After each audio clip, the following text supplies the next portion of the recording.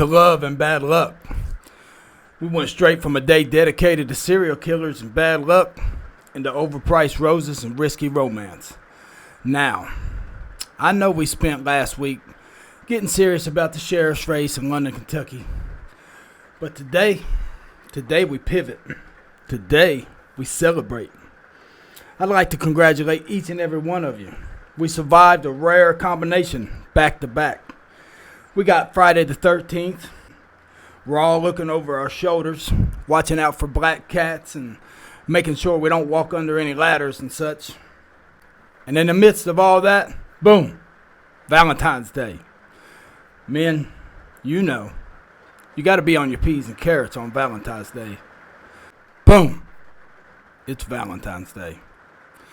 Now, men, you know, you got to be on your P's and carrots on Valentine's Day. Because if you're not, then the next 364 days, well, you'll spend those 364 days making up for it. And maybe you'll get it right next year. I'll just say it. Now, it's unspoken and nobody says it. But if you mess up on Valentine's Day, well, you might as well buckle up.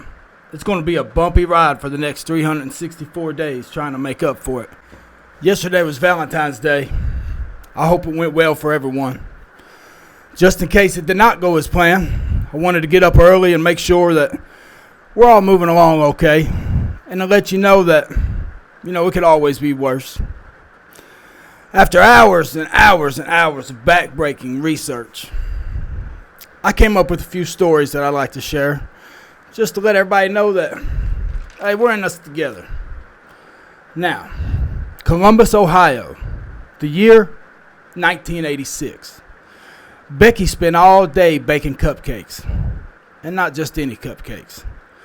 These were red velvet cupcakes. And they had a heart with a T on it for Tommy. Now, Tommy didn't know about the cupcakes because he was with Cindy. And Becky didn't know about Cindy because she was making cupcakes for Tommy. So this was headed for a messy situation. Becky bundled up all those beautiful cupcakes and brought them all the way to Tommy's house. Becky knocked on the door. Tommy, I got cupcakes. Tommy, I love you. It's Valentine's Day, Tommy. Tommy opened the door and grabbed the cupcakes. He slammed the door in Becky's face, locking it, leaving her standing there stunned.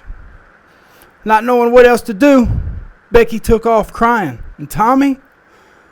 Well, Tommy's not a good person. I think he gave the cupcakes to Cindy. Now on to our next story. We don't want to get hung up on Tommy too much. He's not a nice guy. 2012, New York City. Yeah, you know how they do it in New York City. The Pink Bath Picnic Massacre. A husband planned to create a pink-themed romantic bath for him and his wife. He pulled out all the stops.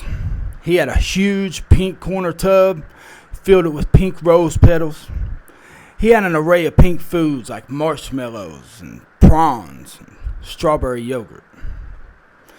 It must be rich people shit, because I ain't never seen nobody put no prawns in a bathtub and strawberry yogurt. I don't know. I just could think of some better things to do with food than to put it in the bathtub. But, hey, all I know is once my seafood comes up out the water, it ain't going back in. You feel me?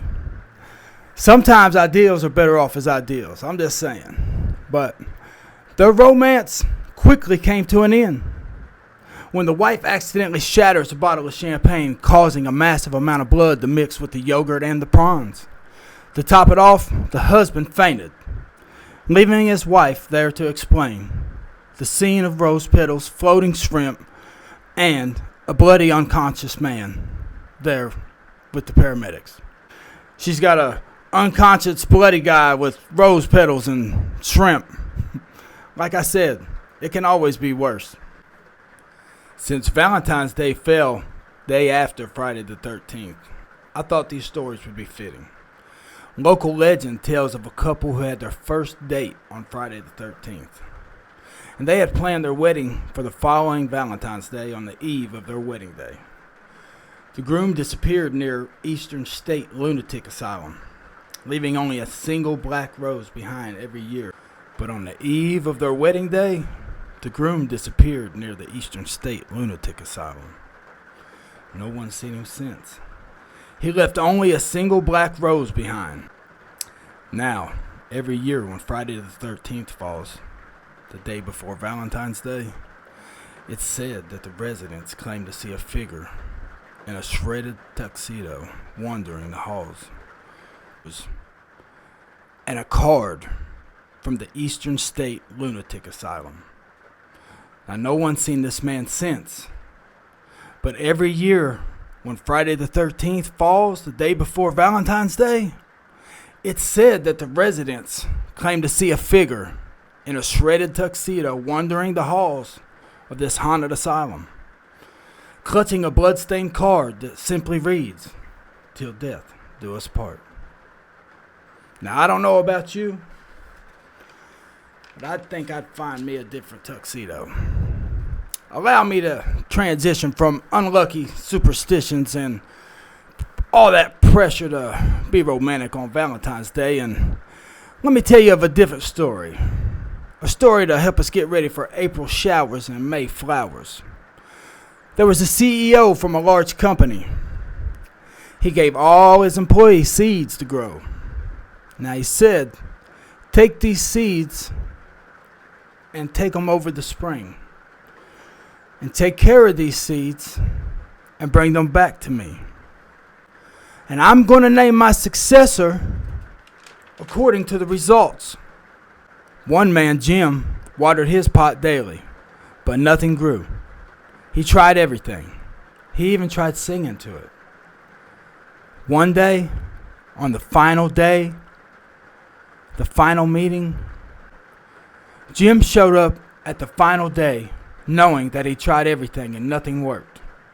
His pot was empty, and while everyone else had lush green plants, there was a twist. Boss man, the CEO, had boiled all the seeds. They were never meant to grow. Jim was the only one who showed up and did not swap his failure for a fake success. It is a great reminder this spring that it's not always just about what's blooming on the surface, but more importantly, it's the integrity of your roots.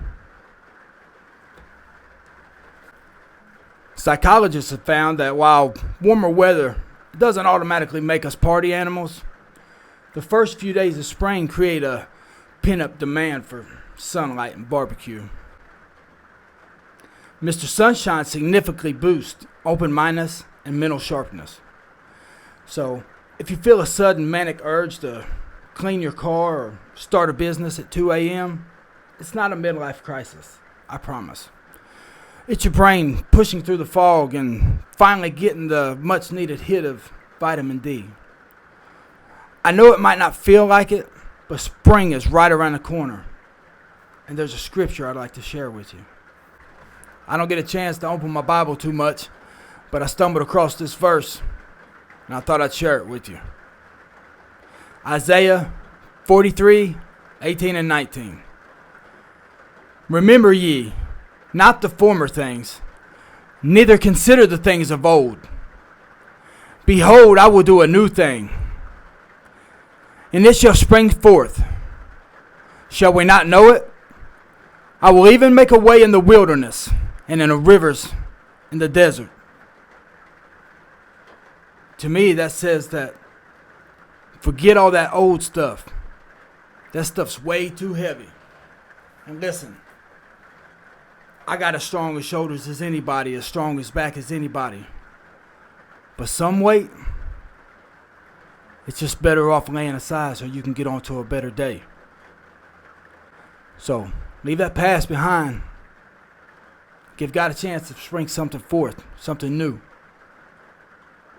You never know. To me, that says, remember ye not the former things, neither the things of old. Behold, I will do a new thing.